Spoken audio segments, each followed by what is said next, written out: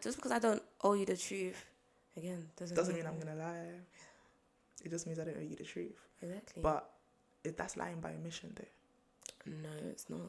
Period. Welcome back to another episode of The Things You Can't Touch. This one's season premiere.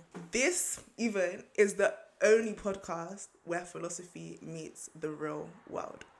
Today's guest is a final year law and sociology student who is more than deeply involved in the creative scene. She has served as a musical director, coordinating a choir and band. She is also a singer and songwriter, performing under the stage name MP3, whilst managing the upcoming artist Sibo. She is the co-owner of the lifestyle brand Empire. Check it out on socials, guys, where she also works as a videographer. Finally, she has her sights set on making an impact, hoping to found her own charity to support neurodivergent Black children. Join us as we touch on the stuff you can't quite put your finger on, but won't stop thinking about. Please welcome Funmi. Hey guys. Make sure you follow her on socials. We're going to put her socials in the description below. But yeah, honestly, it's about high time that we get into it. So the truth is, I'm not going to wait. Yeah, we're just going to get into the question. Are you excited? Okay, I'm so excited. I need to know this question. I'm so scared. I don't know what you're going to think. Okay, cool. I'm just going to get into it. For me, your question is, what do we owe each other, if anything, at all? Wow. Yeah. That's a good question. I'm even going to give you a minute to think about it. That's so funny. Because I feel like everything we talk about, I'm always on the side of it would be nice, but we don't have to do that. Just explain that just a bit more. Like, what do we owe each other? What would you say? Because, okay, cool. I don't want to ever say that we don't owe each other anything. I do believe that there are certain things that we have a duty. Yeah. Like, we need to unpack that. A social duty, yeah. Of care, I don't know, but duty nonetheless. However, at the same time, a lot of things that people perceive to be, things that we should do for each other, they're mostly a courtesy as opposed to like something we owe each other. It's a courtesy. So anything that you do for someone or anything that people would like describe as being an owing is just nice. And it's like, I don't have to do this. It's just nice. So the word that you used before, duty, related to, have you heard of Kantian ethics? Yeah. Really? Do you know the overall concept of it? Yeah, but could you remind me? I can. Kantian ethics basically argues that you have a duty to other people in various senses. So is it a moral obligation to behave in a certain way towards other people? And what you're saying is that it's not a moral obligation. It's not a moral obligation, but it's nice to behave like that to other people. Yeah. Okay, cool. How would you define the question? How would I define it? Yeah. I feel like I should be asking you.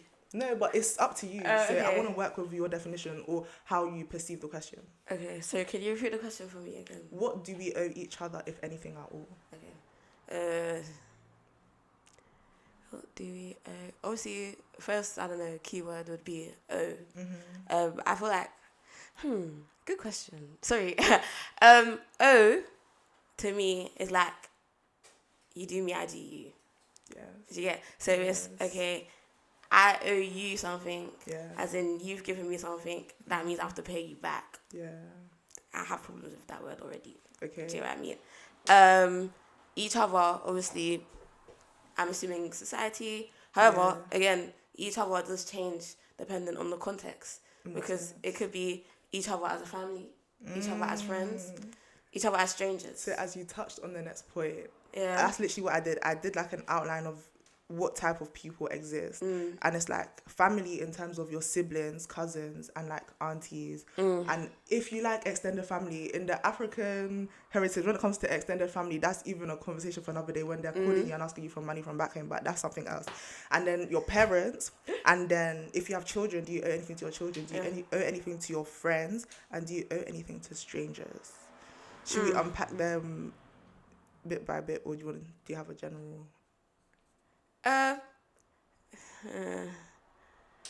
Yeah, let's unpack them bit by bit, because I think I have like like definite opinions on these different categories. Do you know what I mean? Yeah, and it's your opinion. Yeah, because I've always been of the like for like if you know me, you know how I feel about social media. Like social media. I've always said, because obviously that's how I think about strangers. Yeah, like that's the box that I put strangers in. Okay. In the sense of like I never have subscribed, or maybe I have, but I don't anymore.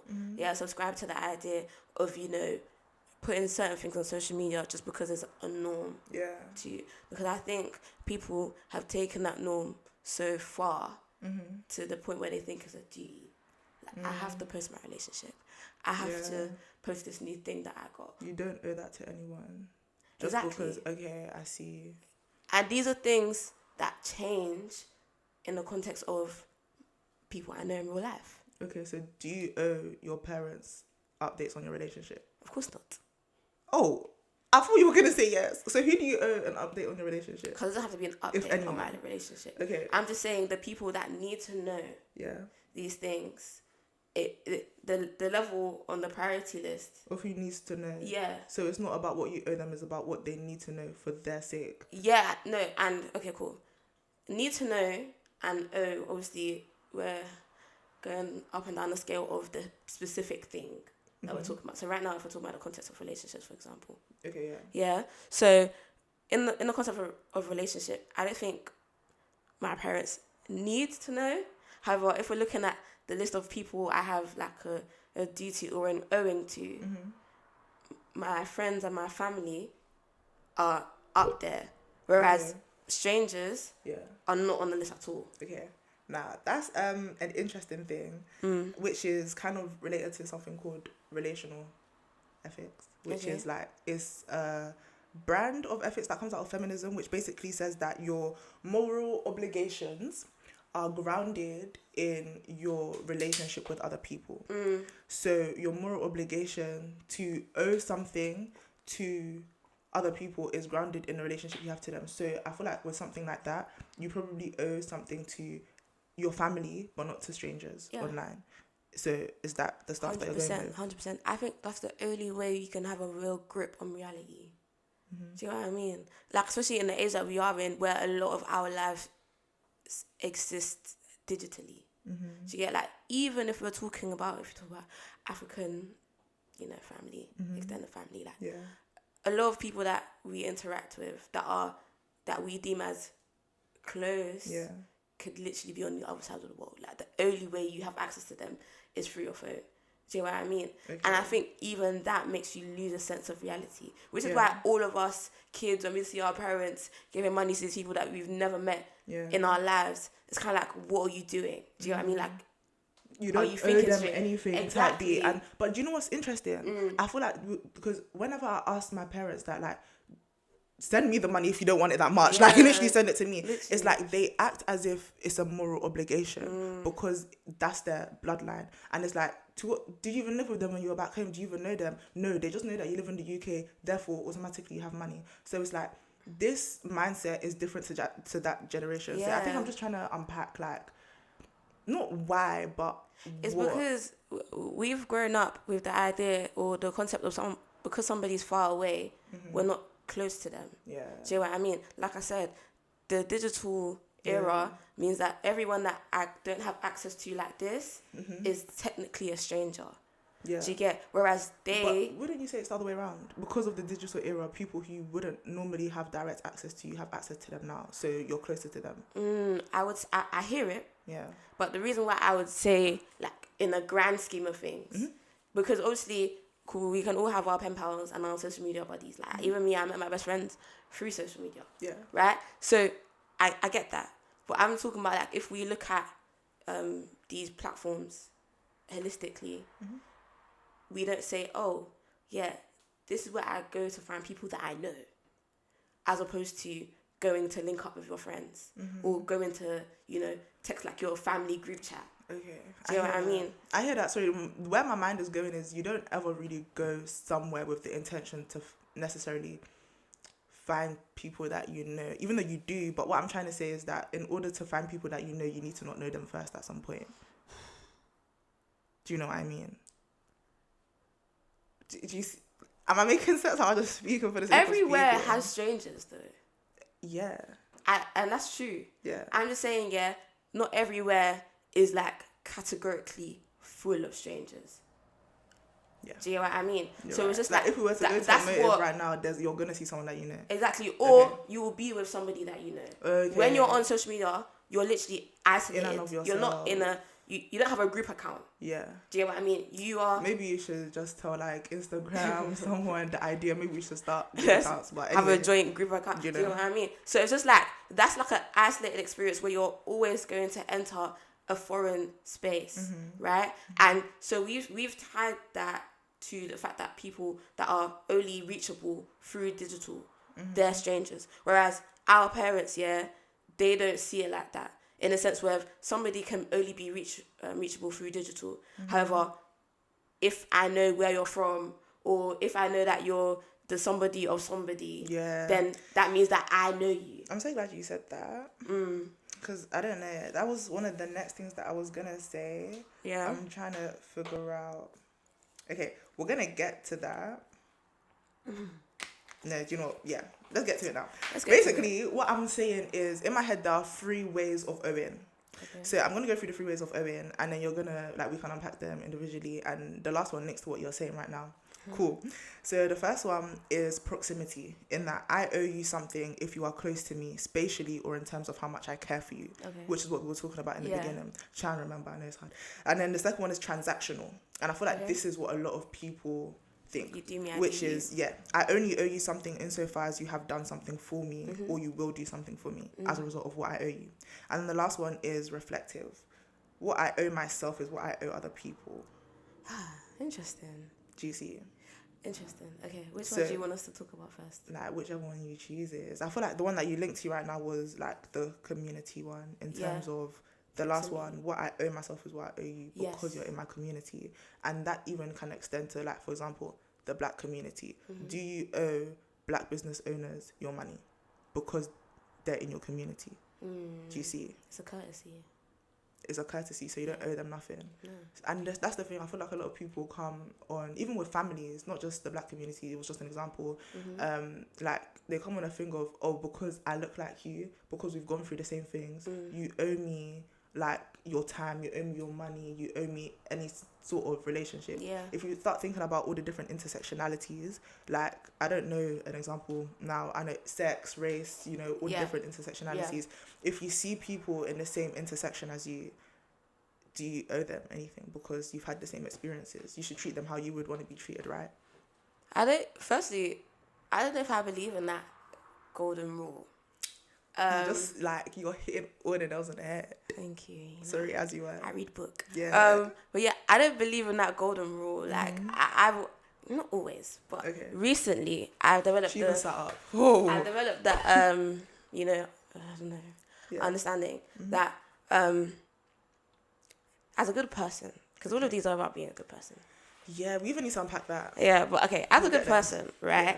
Obviously you say, okay, treat others how you want to be treated. I think that's a very selfish approach, because it centers you. Flipped the script. It centers you in a conversation about another person. Okay. Do you get? So you focus on yourself when it's actually about the other person. So you should actually, if you care enough to the point where you want to, you know, treat this person well, surely you should be wanting to treat them how they want to be treated. And this is why it's a courtesy, because some people, the way they want to be treated is a bit difficult. Might not align with what you're capable of treating them as. Exactly. And that even extends into, like, friendships, relationships. That's probably why people break up, because I'm not able to treat you how you want to be treated. And it's not about how I want to be treated. Exactly. So the golden rule is, like, it's kind of selfish. It's kind of self-centered. Yeah. And it's funny because it's been presented as this thing, like, this is the most selfless way to act. This is the most selfless way to treat people. Exactly. This is the rule that comes up in every religion. This is the rule that comes up in every form of ethics, which is treat other people how you would want to be treated. And it's just like... Sometimes you need to speak to humans in the language of humans for them to do what you want them to do. Yeah. In the sense where, obviously, these are, like I said, like, you know, peak religious rules. And like, obviously, like, Jesus... for example, is, you know, the supreme being, Yeah. right? He doesn't.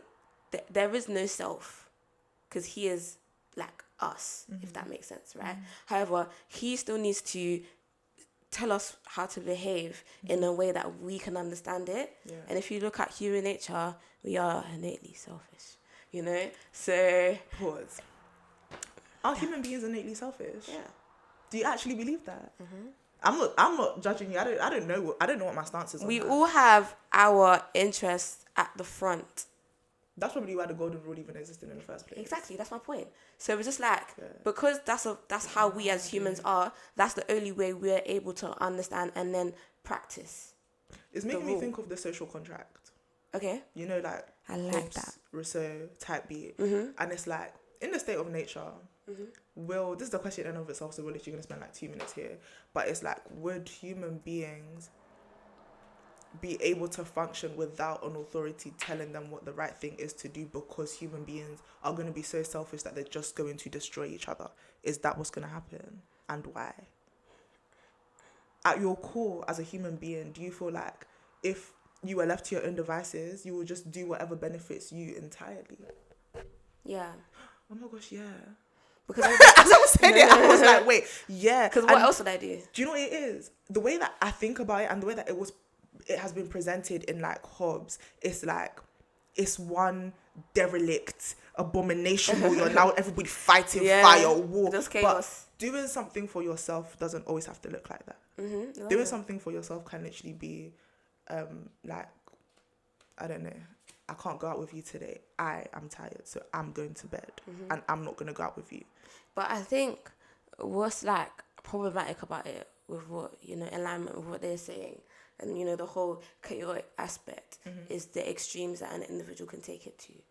Exactly. But I feel like that's what people are thinking about whenever they think of human nature, that Yeah. everybody's going to take it to the extreme. Yeah, no, I don't believe that. I think to say that humans are selfish, the base of that phrase is literally just that we have our best interests At heart. not even at heart, just at the front of our heart. Do you know what I mean? Yeah. Because that's like to say like at the front of my heart, because I think at heart there's a lot of stuff that I want to do.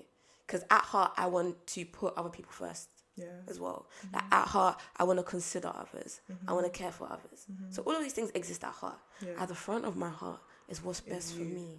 Yeah. Do you get what I mean? Yeah. And that's like it's almost like a defensive layer. Yeah, because Like at a the end of the first day, line. human beings are animals. And it's all about self-preservation.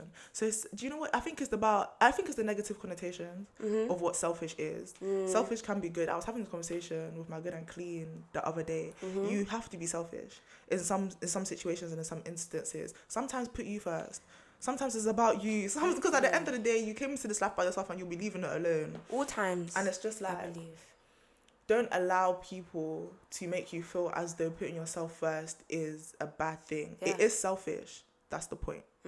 And here's what it is, right? Like, because sometimes I have like issues with certain like theologies or certain. Let me not say theologies. Let me say certain like Beliefs, teachings. practice. Oh, okay. Yeah, teachings. practices, ideologies, whatever. Like certain ones, they say do X thing for X person because that's putting them first, E.g. and not you.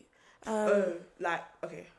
Let me roll with this one. Yeah, I'll let you go. Right? You got it. So put it do X thing for X person Yeah. because that's caring for them over yourself, right? If you do this, you'll go heaven. Is that really putting them first, or is my motive to do for me through you? Wow. Do you get? Which is why I have certain just contentions. I would say Please contentions. say, Yeah, because you know they say my vocabulary sometimes. Your but vocabulary can sometimes be up there. You do sometimes. Yeah. Because sometimes I hear certain things or I hear certain teachings and it's rooted in, if you want to go to heaven, you'll do this. Yeah. You know? Yeah. And they're telling you to be the most selfless person in the world. And even it's just that like, is pretentious in and of itself. That's my truth. Let me let you finish. Say what you were saying. Yeah. I think pretentious is a really good word because it's like, like, it's a bit cheeky. Yeah, You know, like, cheeky. yeah. I know exactly what you mean, because it's like you don't care. Traditionally, you don't care, but there's one thing that you care about, and that's the end result. You know, Kant. He was basic. That's what. Yeah.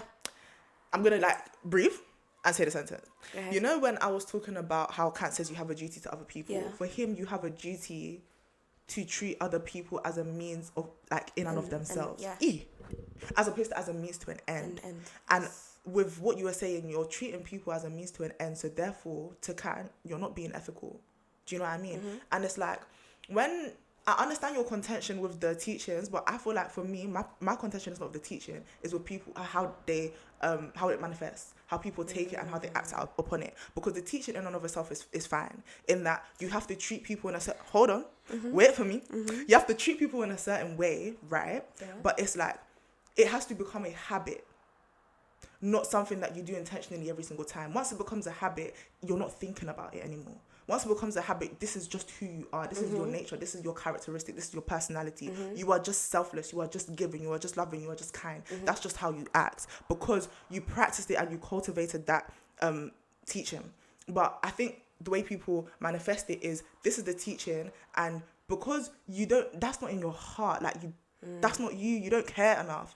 Every single time you do it, you're thinking, oh yeah, this is the teaching. I have to do it so I can go to heaven. And it's just like, it shows.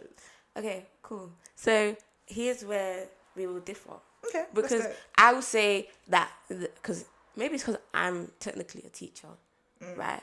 So as a teacher, there's certain DE to the people you're teaching, right? To make sure that whatever you're teaching is not dangerous. For me, I don't think we're going to differ. Okay, cool. Let me I feel like we're about to eat this one. Let me land. Yeah, As a teacher, you need to be very clear with how you are speaking to your students. You also need to lead by example. Exactly. And it's just like, when you're aware of the way, because I don't think any teacher that teaches these kinds of teachings is unaware of the way it can be manifested negatively. Yeah. Right? Okay, I hear that. So if I, as like, say for example, I'm like a Sunday school teacher, or I'm a preacher, and it's my service, and I'm telling others, oh, do this, treat people like this, so that you can go to heaven. Yeah. I'm very aware that there's people in the congregation that will hear that and say, okay, cool. I'm just gonna start doing this so that I can go to heaven. That's it. Yeah. Do you know what I mean? Yeah. I'm just gonna start making this a teaching that I follow, type thing. I, as a teacher, need to be able to mitigate that firsthand and say, not like this. Yeah. Do you get what I mean? Yeah. Listen to me. Like, I think the differences that you was saying earlier was the difference between something being a teaching and something being a belief. Right? You need to believe in yourself that you need to become this person, regardless of the outcome. Do you get what I mean? And that little like niche is something that is in the hand of the teacher to make the people aware. Because some people aren't aware of the fact that this is how they're taking in the information. They think they're doing everything correct. I hear that. Do you know what I mean? Do you know my only thing? I'm going to go a bit like platonic here, in a sense of, but you have reason. Like, common sense. I know they say common sense is not common, but really, really common. Like, is it that difficult to just know that? Do you know what it is? Just know, though. Everybody does have this. So right? can we begin to cultivate and use it? I think this might be like a complex of people that are thinkers, because you and I are thinkers. Yeah. Right. I feel like I need to stop projecting my brain onto other people. Yeah, you do. Because a lot of people aren't thinkers like that type thing. Obviously, we all think, we all have reason, we all have common sense. But it's about dwelling on it and interrogating your thought and interrogating your beliefs. Exactly. So do you know, there's all of the people that are doing these things incorrectly. Yeah. They probably don't sit back, reflect and think, what's the true core? Like, what's the reason why I'm doing this? Yeah. They don't go that far. Do you know what I mean? Like, not a lot of people reflect on their behavior as long as they think that they're doing the right thing. Yeah. Do you know what I mean? And like, as long as someone said that they're doing the right thing and what they're doing sounds around about right. Yeah. But that's laziness. No. Okay. Don't say that. Sorry. Because they don't have that. Do you get? That's what I'm saying. It's the duty of the teacher. Like, you guys heard me when I was talking to my friend about choir. Yeah. Right? And obviously, I'm teaching, he's teaching. Mm-hmm. And I was like, okay, cool. Because he was basically telling me that, the way he arranges, Mm-hmm. right? Obviously, there's certain things with his voice that he can't do. Because he's a boy. Yeah. Right? And first, like, boys, they're Falsetto, registered. not really, or not really. Okay. Exactly. Yeah. And I was saying, so he was saying that when he goes to the rehearsal, like, every time he just lets them know that, okay, cool, guys, this is what mine sounds like, but I want you to do it like this, in your own register. I'm trying not to use the terms. You can use the terms. Yeah, like, so obviously he's asking them to do it in their octave. Yeah. Although he's doing it in the low octave. Yeah. Right? Mm-hmm. And he just, like, obviously, like, is hoping for them to understand. Yeah. And I'm saying, like, you can't, as a teacher, what you're saying is reasonable. There's no fault with it. But as a teacher, you have a duty to your students to give them the fullest, like, the most expansive example. Yeah. And then tell them to go ahead. Yeah. See what I mean? So us as, like, these commentators, or us as these thinkers, or these people that express our opinion and we want people to do things, like, at the same time, we need to bear in mind that they just might not have that. They might not know. Because that's what I was telling him. That some people might not even know what an octave is. Yeah. Do you know what I mean? So what are you going to do then? Yeah. So, it's like, and there's no fault of theirs. You can't fault somebody based on the fact that you know more than them. That's so real. You know? Yeah. Because a lot of people's ignorance is not... by choice. Yeah, it's not even like a... Intentional? Like, it's not aggressive. Like... It's quite passive. Exactly. Some people are literally just... Like, you just don't know. Like, you know? You just don't know. And I just take the assumption that everybody that's coming for me to teach them, they are aware of the fact that they don't know and they want to know. Yeah. You know? So everybody that's in front of you listening to you wants to know what you know and what they don't know. Yeah. Do you know what I mean? So it's not in this space, it's not for me to gatekeep what I know and, you know, dwell in the fact that you don't know. How could you not know? Yeah. It's me to say, okay, cool, you guys are here because you want to know. Yeah. I'm gonna tell you everything.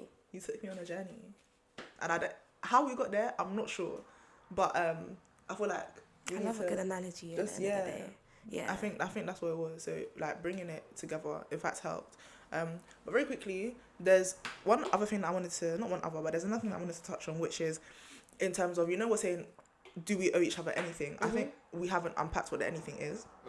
I have 3 that people usually reserve as, this is what you owe me, or this is what you owe to that person. So the first is, do you owe people the truth? No. So lying is, like, by omission as well, it's just fine. They're not binaries though. Okay, you always say this, but, like, go on. Yeah, because just because I don't owe you the truth, again, doesn't mean I'm gonna lie. It just means I don't owe you the truth. Exactly. But that's lying by omission, though. No, it's not. Because I haven't done the action. The talk of whether I owe something has nothing to do with what I'm doing. Do you get what I mean? No, you're gonna have to unpack that one. It's like the conversation around it. It's a conversation around the action. That's lying by omission. No, I'm saying, okay, cool. When we discuss, do I owe you the truth? Yeah. That's before the truth. That's before the thing I say. Do you know what I mean? Yeah. Because all of that is preemptive. Can we enter a sentence? Like, can we enter a truth into this so that you can use that as an example? Okay, cool. Did you go to the shops this morning? Yeah. Okay, cool. And you went to the shop this morning? Okay, I went to the shop this morning. Yeah. You asked me, did I go to the shop this morning? Did you go to the shop this morning for me? Yeah. If I say, yes, I went to the shops this morning. That's you telling me the truth. Does the question now come after? What do you mean? Do I owe you the truth? The question comes before what I say. Yeah. That's what I'm saying. So the question in itself is preemptive, which means it is the conversation around that. What I'm saying, the question and the answer to the question has nothing to do with my answer. I'm struggling to see where not making sense. Is. Okay. Cool. Let me see if I can break this down a bit better. Yeah. Cool. What I'm saying is that question, whether my answer is yes or no, I can still choose to tell you the truth. Yes. I can still choose to lie. Yes. I can still choose to say nothing. I could choose to walk off. The question still is answered. It's answered. Okay, cool. If you walk off, have you answered the question? No, the question of, do I owe you the truth? It's a concept. It's not an action. And there's it's like it's objective. A concept separate from the action. Yes, there's an objective one. Yes. Okay, yeah. So, what's the answer? That's what I'm asking. So the answer can be yes. Yeah. I can still lie to you. That's fine, yeah. But that's what I'm saying. Do you? That's what I'm saying. Like, my point is there that it has nothing to do with my answer. That's what I'm saying. Like, the conversation is just a conversation. Oh yeah. I can still act differently. You're absolutely correct. Yeah. But that's where the morality comes into it. If you begin to do what is contrary to what the answer to the objective question is, now that's when we begin to question your morality and things of that nature. That's what I'm saying. I see. I think let's answer the question first. Do you owe people the truth? You said no. That's what you said initially. Yeah, no, I don't. Yeah. Yeah, no, okay, I don't. So according to you, that just basically means that if you don't tell the truth, then that's not wrong. Yes. Exactly. That's my way point. Too long to get there, but sorry. Okay. No, so it's me. I didn't. Again, yeah. Okay. So the reason why I'm saying everything that I just said is because. Okay, the reason why I'm saying everything I just said, is because I don't owe you the truth. However, there's certain people that I feel I should tell the truth to. So it's a courtesy, as you say. Exactly. Because my mom... You don't owe no one nothing, basically. Nah, because I as an individual... When I do give something to you, it's not that you intentional. Deserve it. Yeah. It's just that I, feel like, why not? This is what you get from me, simply because that's how I feel towards you. Yeah. I disagree. Okay, go ahead. And the reason why is because we're social beings, and I feel like I've said this to you before, because we're social beings, there are some things just for the sake of to keep the peace, let's act in line with this, which is to tell people the truth. Because if we just went around doing whatever we so chooses and lying to some people, telling our favorite people the truth, it's just a calamity. Let's be nice in the world. Let's be nice to the people in the world, because we are a society, whether we like it or not. Yeah. And I think that's the part that I struggled to get in the beginning, because what you're saying is so me. And I said this before. What you're saying is so me. What do you mean? It's you don't deserve nothing from me, not one thing. I don't owe anyone anything, because I am me in and of myself. But recently I've realized that I am me in and of myself, but I exist in the context. Who said that? Kamala Harris. Sponsorized. Anyway, you didn't just, what's it about for? You didn't fall out of... You think you just fell out of a coconut tree? You exist in the context of everything that came before you. Wow. Okay. You exist in the context, whether we like it or not. Yeah. You exist outside of your favorite people. You exist outside of your friendships. You exist outside of your family. So it's in order to allow this society to be as cohesive as we want it to, because let's be real, we want society to work. We want to exist in a place where we can feel safe and not like we're in a state of nature where somebody's going to off our head in the next 2 seconds, whether we like it or not. So in order for that to happen, things like truth, we have to accept that we owe that to people. But it is up to you whether you choose to give it to them or not. And that now makes me think, is that not just the same thing as what you're saying without the objectivity? ? Exactly. No, but that's my hard. point. Because it can't be objective. Because I can't apply this to everyone. Because we don't do it. We don't do it already. I know, but it's about the fact that you should. Why? You ought to. Why? For the sake of the peace. What peace? The societal peace. Who's the peace society? of the world. The society that you exist in, the context that Again, look at what... Let's not act like we have... Let me tell you what's at the front of my heart. What's at the front of you know what's at the front of my heart is myself. Eden, okay, cool. Let me tell you something, yeah? If we were to say, I owe everyone the truth, therefore I must tell the truth, right? You ought to. Yeah. I ought to tell the truth is different to I must. So we need to distinguish that one. Because ought is you should. It's up to you, though. No, it's not. Yes, it is. It's not. Ought is prescriptive, but it's not as strong as must. Excuse me. It's not then. So what is it? Ought is not imperative. Yes, is you should. But you have the choice. Yes. Okay.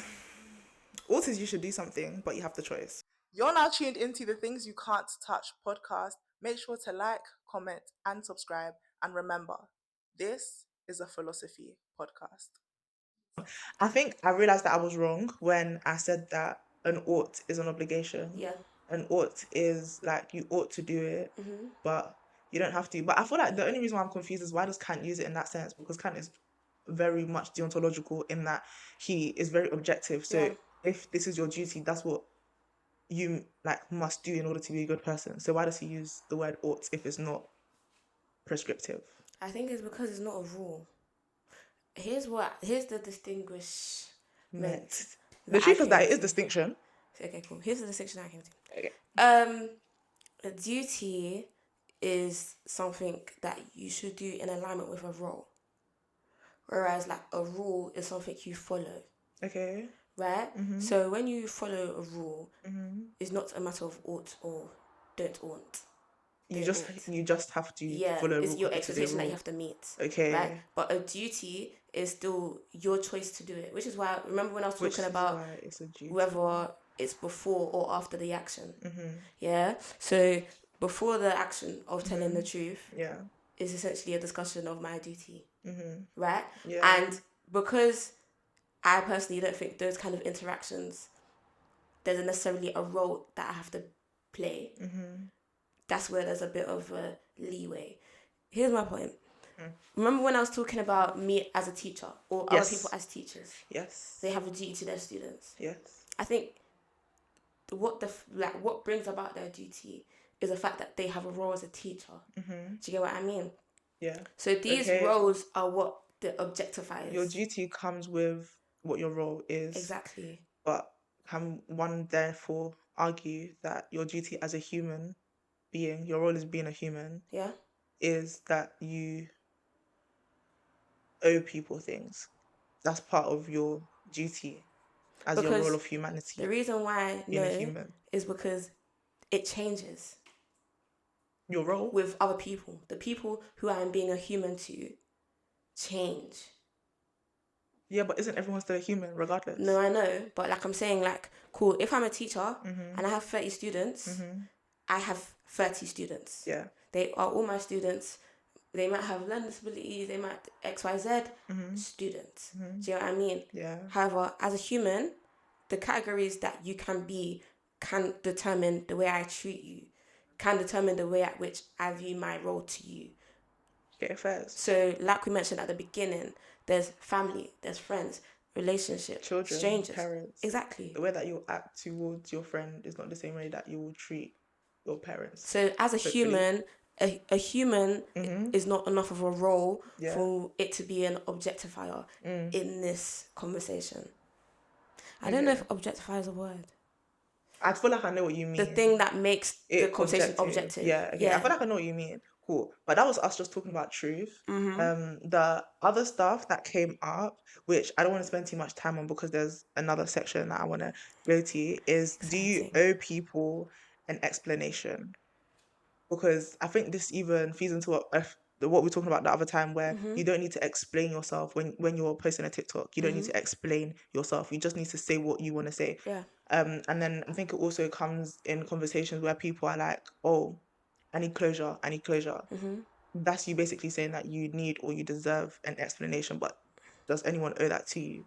Does that make sense? I think it's dependent on the intention of the person that's speaking and the person that's receiving the words. I don't know. No, I get yeah, like it's definitely dependent on the intention. If you are speaking to people and you want them to understand exactly what you mean, or you don't want them to take offense, or you don't want your words to be, then you have the intention that everything you say is clear and understood, right? Therefore, do you have the duty? You have that duty. Okay. Yes. I should have let you land. You have because your intention is to so you're saying your intention is to be clear. Yeah. Therefore, you have a duty to be clear. Yeah. Your intention. I feel like I don't really agree with that. Can I say why? Go ahead. Because I think it's not that you have an intention to be clear. It's about what you're doing. So if you're on TikTok making a video, I think whether you have the intention or not, you have a duty to be as clear as you can for the sake of so that people can't misconstrue what you're saying. Sorry, I think the clarity in all of this is like the byproduct of the intention. Like opposed to your your intention intention to be is clear. to make an informative TikTok video. Exactly. And as a byproduct, You should be clear. you have a duty Yes. to be clear? Yes. Okay. Because if your intention is to make an informative TikTok, I, as the consumer of this TikTok, do you not think you've done that at all? Yeah. I comment, what is this guy talking about? Yeah. You can't be upset. Because you didn't fulfill your duty. Exactly. Okay, cool. That's good.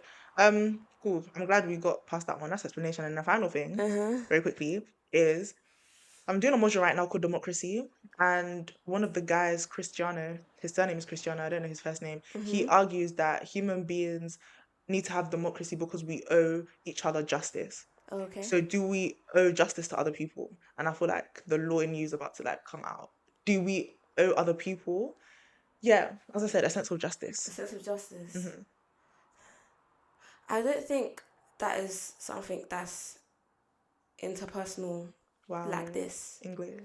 I think if we were to talk about democracy, law, justice, we're looking at the hierarchy of powers. Yeah. You know, and obviously in society, social cohesion, we're grouped into nations, we're grouped into states. Whether those two are the same thing is up for you guys to decide. But nevertheless, we're talking about, you know, hierarchy of powers. Yeah. Right? So democracy, as an example, it's, you know, devised by the state, you know, to enforce some sort of justice. It doesn't truly meet the crux of justice. Yeah. But I guess that really depends on what you think justice is, and that is a conversation genuinely for another day. But I'll leave you on Just because, like, I think certain states don't have democracy. Yeah. However, they still have a justice system. A justice in place. system. Yes. Yeah. So to say that, I'm not entirely sure what I think about it. I think that's up Whether for... we owe each other justice? Yeah, because I personally think the degree of justice varies between the hierarchy of power.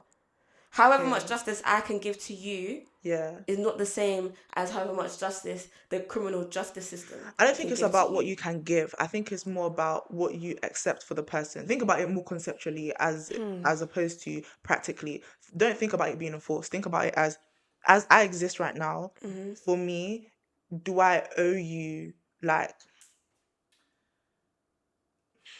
like fairness? Yeah, like just how I treat you, just here, justice, because sometimes it can like be you did me justice type thing. Yeah, like you treated me how I was worth.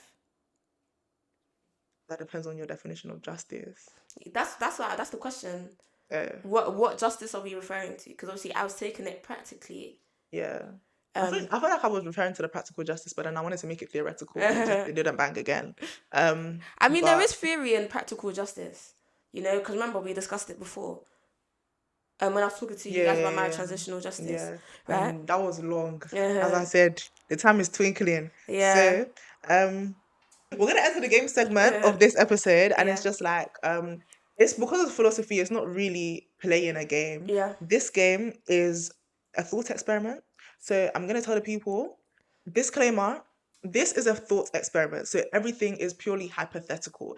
In this situation, we're just talking about what could possibly happen, what could the possible options be. We're not saying this is what you should do or this is how, like, for me or I would respond. Okay? Before they want to come and drag the people. So I'll give you advice. I didn't advise you. Thank you. Now, Peter Singer. Okay. Have you heard of him? No. Okay. Peter Singer wrote like a paper called Famine, Affluence, I have heard of him. and Morality. Yes. Have you heard of that? Yeah. Yes. I've heard of him, yes. Okay, him was the concept. Yes. And this is the thought experiment. It's called the thought experiment of a drowning child. Okay. It follows. On your way to work, you pass a pond in which a child is drowning. It is very easy for you to wade in and save the child, but you would ruin your brand new shoes and your outfit. By the time you hand the child over to their carer, you would be very late for work. What do you do? Do you owe that child anything? I don't owe the child anything. Wow. But I would do it. Okay. But why would you do it? Don't you feel a sense of duty to save that child? I don't know why I would do it. I don't think... Because in my head, if I was to do that, it's almost like a reflex. It's not, oh, there's a child. I have a duty to that child to save that child. I need to save that person's life. Okay. You know? It's just, to me, it's danger. Save child. Yeah, like... Especially if I know I have the capacity to do so. Exactly.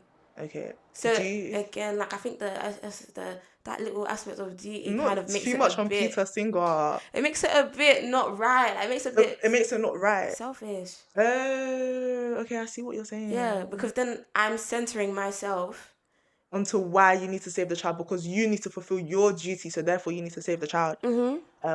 I see. So for you, it's more of a... Do you think it's because you were socialized that way? No. Or you were born and inherently that is just your reflex? Yeah. Because I don't think anything about the way I've been socialized has led to me being like this. Because I think a lot of me being like this, a lot of me understanding the way I react to things is me learning myself. But isn't that outside of what I have been taught, or outside of what the normal is? Let me know if I'm wrong, Go but ahead. my interpretation of socialization is your existence in the world, and as a response of the way other people act, as a response to the way other people act and the way that other people react, you form your character, your personality, and by extension your responses to specific situations. So when you say that it's about you looking in yourself, the reason why you had to look in yourself is because of society, no?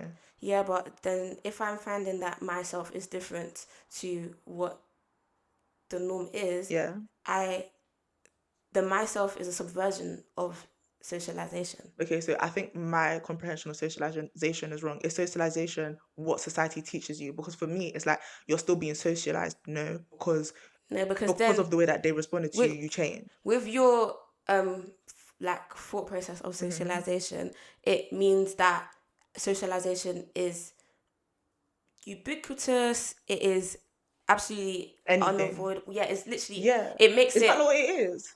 No, because you have I'm not a sociology student. Okay, cool. People really can argue that it is, but I think your argument makes it a bit formless. It's too... Yeah, it doesn't have a start, stop, includes everything. Exactly. It just means it's anything. But that's why, for me, I feel like everything is a product of socialization, because that's how I interpreted and understood it. But we could go there because really and truly, even the fact that you can think is a product of socialization or the language that you even think in.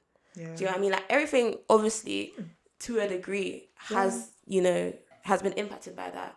But yeah, I think the way I behave and the certain reactions to things, I know that me being aware of them is me being aware of the fact that my personality subverts the norm, which is, I have a duty to that person. Okay. Do you know what I mean? I don't have any problem with that's how I'm losing myself. I need to remember why we're here. We're talking about why you would save the child. Yeah. And you're saying it's not out of a sense of duty. Yeah, not but for your me. shoes, like, these are your new shoes. Like, I know you like your shoes. I love my shoes. These are your new. What's the newest shoe that you've got? I don't even have a new shoe. What are your favorite shoes right now? Jordan 3s. So these are your Jordan 3s. You got a new pair of Jordan 3s. Yeah. Just yesterday. Those are the ones you chose to water work. You even did a new outfit. Yeah. And you'll wade into the muddy water. Your shoes will be ruined, absolutely destroyed, and you will go and save that child. Even if the only thing that would stop me from doing something like that, was if I was putting my life in danger. Okay. If I was gonna die. Yeah. But to be honest, that's now what utilitarianism. That's when I'm going into the zone of like quality, quantity, whose life over whose life and stuff like that, which is not really the discussion today. It's more about, if you have nothing to lose, why are you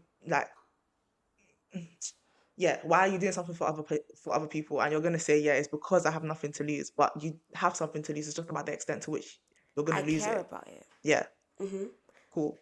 Do you want to say something? No, because I think that's it. Like, to me, the extent to which something matters to me will determine my actions. Okay. It's never duty because of another person. Yeah. Do you know what I mean? But isn't that, because before you said duty is selfish, but isn't thinking about the extent to which it matters to you also selfish? Yeah. So, but I think it's selfish on differently. The first thing, like, is clearly Duty? No, no, no. Me what you thinking said. about what matters to me. Yeah, but that's what you said. Yes, I'm saying like that being at the front of my heart. Yeah. I think that's like is a given. Okay. Whereas duty is underlaying. And that's the problem that you have with it. To me, it doesn't seem authentic. Yeah. Like you're presenting as something that you're not. Mm-hmm. And when you dig deeper, the truth is that you're because not what you're at the crux saying of the conversation, Yeah. I don't think anyone owes anything to anyone unless I have a role. If I was a lifeguard, I owe it to you. Okay, you can still do it, but you don't owe it. But it's good to. Are you arguing that it's good to do it? Yeah, of course, because I want to be a good person. You know, that's what means the most to me. That's what. But what categorizes the good? Exactly. That's what I'm saying. That's why the likes of Peter Singer and Immanuel Kant are going to say it's duty, because it categorizes the good. It can't just be, oh, that's just how I was feeling today. Or maybe it can. Maybe it can just be that's how you're feeling. And maybe because I don't higher think power. I ever do good things with, oh, I want to be a good civilian. But in my head, that's what they tell you want to do. Yeah. Right? Because all of these systems in place, they are, done to shape the thoughts of society. Okay. With the aim of social cohesion to stop chaos. Yeah. Right? Which is a brilliant mythology. I mean, methodology. Brilliant method. Methodology. Good Methodology? Yes. Methodology. Great. Okay. Yeah. I understand. The powers that be ought to do that. Right? Okay. However, me as an individual, I'm aware of it, and I don't think I do that ever. I never think, oh, I need to be a good civilian today. Yeah. I don't even think I need to be a good person today. I think, what do I do? Yeah. How do I react to things? And the way I react to things is about what matters to me the most in that moment. Do you know what I mean? I am also quite like a utilitarian thinker as well. Like in the sense where I try to see what reaction brings the best outcome for the most, things. Perfect description of utilitarianism for the people at home, in case they don't know. In case you guys don't know. Now you know, innit? Let's say the things you can't touch didn't teach you. Anyway, cool. I think I just want to bring in the context of Peter Singer and why he said this. I think he was talking about there was a famine happening in Bangladesh, and he's basically saying the same way that you have a duty, according to him, to save that child, people who are well off have a duty to help people who are not as well off, such as the people in Bangladesh who are starving from famine. And it's like, in that sense now, do you begin to see a sense of duty to help other people, or no? I don't know. It's all to do This with is a hypothetical situation, by the way. You're allowed to say whatever you want in this room. Repeat again. What did I say? Oh, in the context of why he was speaking about this, he was basically thinking about the famine that was happening at that time in Bangladesh. Yeah. And for him, the same way you have a duty to save the child, according to him, you have a duty to help people who are not as well off as you. So rich people should basically help the poor. That's basically what he's arguing. Okay. It's called, what's it called? Effective altruism. I don't know if that helps, but... Okay, cool. My question is, like, what is the reasoning? Like, where's the ration of the link of the analogy to that? Yeah. I can't lie, Pete. That's why people don't like his thing. Like, it didn't eat. I don't really get the link. Actually, no. What he's trying to say is, you don't lose anything. The same way you're gonna go in and maybe a shoe, maybe your clothes you can buy again. Is like maybe you will lose the money. Like not lose, but maybe you'll be given away, given up the money. You would lose, basically, like a great outcome. You'll be saving somebody's life, basically, and it's like you are in a position to do that. You're not like losing your life for the sake of theirs. You're in the position to save their life and also continue to go about your day. You're going to go back to your job. You're going to probably buy the outfit again, and you're going to go get your shoes again. Yeah. I think that's what he's trying to say. So in the same way that doing like saving that child is not going to jeopardize you, so why are you not doing it? Therefore, you have a duty to do it. Is the same way that giving money to people who are struggling and starving right now is not going to jeopardize you, so why not just do it? You have a duty to. I don't like him. And mostly because I just don't agree. Like, you didn't either. Because a duty it insinuates an imperative. Yeah. You must. That is what he's saying. You must. Because But why the hell not? That's what he's saying. I'm not saying exactly, I agree with that's him. not good enough.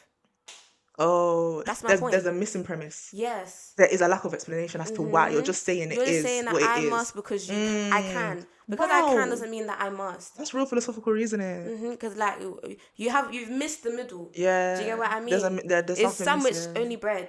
Wow. You know. For me, I liked that. I have to use that again. Mm-hmm. Sandwich only bread. Okay, cool. I think. Oh, there was one more thing I wanted to say. I don't know what time it is there because Go time on, is man. Say it, bruv. twinkling. What time is it? 3:45. Go on, just say it. The last thing I want to say before we round up this episode is, from that standpoint, do you think he's only feeling that way because it's a personal duty to him because he's in that position, specifically in relation to white saviorism?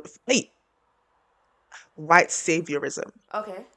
Do you understand what I'm saying? Yeah. Is it like, are you only saying this because you're a white man and you probably have money and you're probably around with a white man with money, and it's like, why not save the poor kids in Bangladesh? Why not save the poor black kids in Africa? Do you know what I mean? Mm-hmm. So it's like, maybe that's the aspect of that's the aspects that were not taken into consideration when it comes to Yeah. people like him, people like Kant, like, because of your identity, that's what formulates your mindset, which is Yeah. why also your identity is probably what formulated your whole mindset this whole episode. Because I think what the case should be when it comes to setting these I don't know, setting these opinions that you Yeah. think we should all take on as a part of our lives, whatever the phrase may be. I think there's a lack of nuance, that exists with a lot of those old white men that came up with all of these rules, right? Some of them have really good, like a good grip on nuance. Yeah. But I think where a lot of my opinions come from is the ability to understand that what I'm saying, it does, like, not all size fits all. One size doesn't fit all, Yeah, basically. one size doesn't fit all. Yeah. And it's similar to what I was talking about when it comes to politics. Yeah. Right? Especially like black British politics. Yeah. Right? A lot of us we like to think with community. We should all vote for this. Yeah. This Because is we're all black. Yes. However, if that lifestyle that this certain party is catering to does not reflect my lifestyle at all. Yeah. Right? Then why must I vote for that person? Why is that my duty? Do you know what I mean? And that's the question. Because that's what I'm saying. Like, the nuance of my situation doesn't apply to anyone but myself. Yeah. Therefore, duty should never be like in the community. Just given to people as a whole. Yeah. It's more personal. Exactly. So do you think that... Okay. We're rounding up now. Okay. So do you think that do you have a duty to people? Like, you do owe things to people, but that is entirely relative and specific to you? 100%. That is such a perfect closing. In that, I understand your no at the start, which is, we don't have a duty to other people, which is like, we don't have a collective duty. I think that's the word that was missing that whole time. Stop doing that. We don't have a word that's missing that. That was the word that was missing the whole time, which is, we don't have the same duty. We can't have the same duty. It's not to everyone. Yeah. It's not that you don't want that to be the case. It would be nice. It would just be It would nice. be Yeah. nice. It's a Hypothetically, courtesy. theoretically, it would be nice. But it's just not possible, especially with, as we said, intersections. People just grew up differently, and you have different relationships with different people, and it's just not the same. I think the issue with objectivism a lot of the time is that it assumes everyone is equal, not in terms of rights. That is a conversation for another day, but in terms of their position in the world, and the situation that they're living in. Wow. For me, do you have anything like to close off with to the people?